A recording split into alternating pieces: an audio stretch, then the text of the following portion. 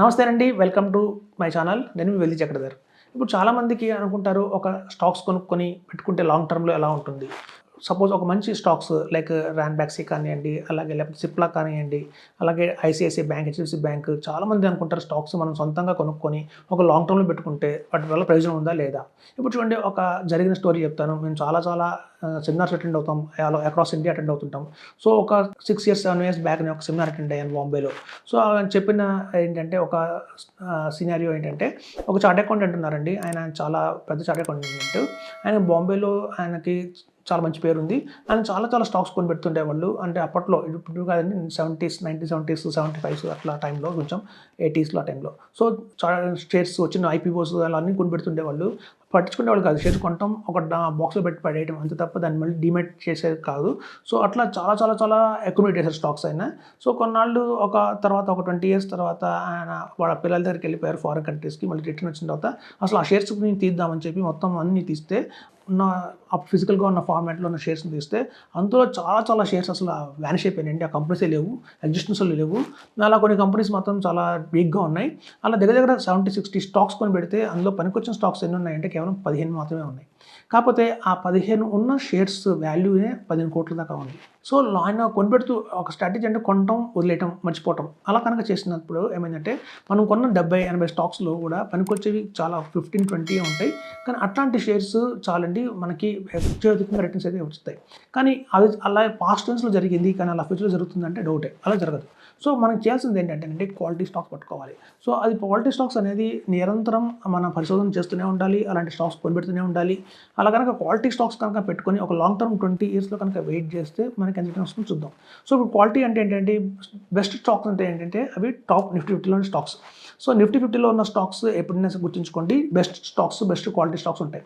So అట్లాంటి 50 స్టాక్స్లో కూడా ఒక మంచి 20 స్టాక్స్ని కనుక సెలెక్ట్ చేసి, ఇప్పుడు చూడండి 50-50లో పడిపోతుంటాయి కొన్ని స్టాక్స్. లార్జ్ క్యాప్ నుంచి మిడ్ క్యాప్ వెళ్ళిపోతాయి. అంటే టాప్ 50 నుంచి కొన్ని డ్రాప్ అవుతుంటాయి, కొన్ని కొత్తగా ఉన్నవి యాడ్ అవుతుంటాయి. చూడండి, అంటే 45th ర్యాంక్ ఉన్న స్టాక్ కొన్నాళ్ళకి మళ్ళీ 50 నుంచి వెళ్ళిపోతుంది.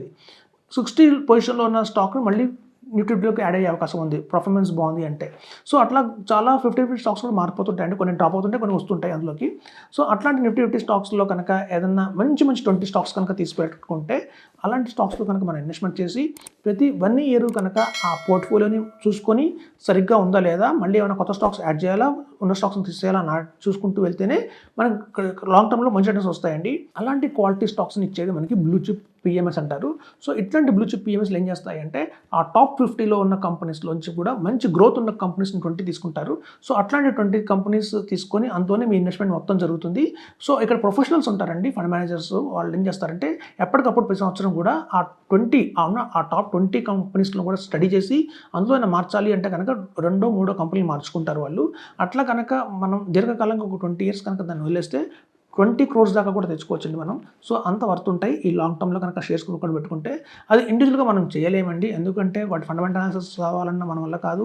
అవంతా స్టడీగా మనం చేయలేము. మన ప్రొఫెషన్ ఒక డాక్టర్ అయి ఉండొచ్చు, ఒక అడ్వకేట్ అయి ఉండొచ్చు, లేదంటే ఏదైనా ఒక ప్రొఫెషనల్ ఒక లెక్చరర్ అయి ఉండొచ్చు, సో రిటైర్డ్ గవర్నమెంట్ ఎంప్లాయీ అయి ఉండొచ్చు. మన పిల్లలకి ఏదైనా రేపు భవిష్యత్తులో ఏదైనా మంచి ఇద్దామన్నా కూడా మనం ఎప్పుడు ఉన్న స్టాక్ మార్కెట్ గురించి మనకు అంత అవగాహన ఉండదు. కాబట్టి మనం సొంతంగా నిర్ణయం తీసుకుంటే బదులు ఒక ప్రొఫెషనల్స్కి కనుక మనం ఇస్తే, అట్లా ఆ ప్రొఫెషనల్స్ కనుక క్వాలిటీ స్టాక్స్ పెట్టుకుంటే మాత్రం, వీటిని క్వాలిటీ పిఎంఎస్ అంటారండి. ఈ పేరే క్వాలిటీ పిఎంఎస్. సో క్వాలిటీ పిఎంఎస్లో మీకు కేవలం ఒక క్వాలిటీ స్టాక్స్ మాత్రమే ఉంటాయి.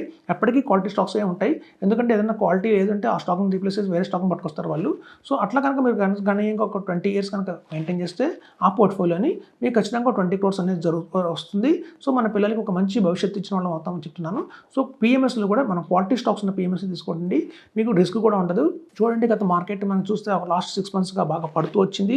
సో ఇట్లాంటి పడుతున్న టైంలో కూడా ఈ క్వాలిటీ స్టాక్స్ ఏవైతే ఉన్నాయో, సాధారణంగా ప్రతి ఒక్క పోర్ట్ఫోలియో ఇండెక్స్లు కానివ్వండి, అన్నీ కానివ్వండి, మనకి 10%, 15%, కొన్ని పిఎస్యూ సెక్టర్ అయితే 20%, 40% పడ్డాయి. సో అట్లాంటి టైంలో కూడా ఇవి కేవలం 5%, 4% మాత్రం కరెక్షన్ జరిగింది వీటిల్లో. సో కాబట్టి మీకు పెద్ద రిస్క్ కూడా ఉండదు ఇట్లాంటి వాటిల్లో. సో కాబట్టి నేను చెప్తున్నాను అండి, కాన్ఫిడెన్స్గా చెప్తున్నాము. ఈ క్వాలిటీ ఉన్న పిఎంఎస్లు కనుక మనం ఇన్వెస్ట్మెంట్ చేసుకుంటూ వెళ్తే మార్కెట్ పడ్డా కూడా మీకు అత్యధికంగా ఫాల్ జరగదు. At the same time quality stocks మనకి నెక్స్ట్ 20 years కూడా మెయింటైన్ అవుతాయి. కాబట్టి మీకు డెఫినెట్గా కూడా మంచి రిటర్న్స్ అయితే వస్తాయి. మన నెక్స్ట్ జనరేషన్కి మంచి వెల్త్ క్రియేషన్ అవడం అవుతామని చెప్తున్నాను. Thank you.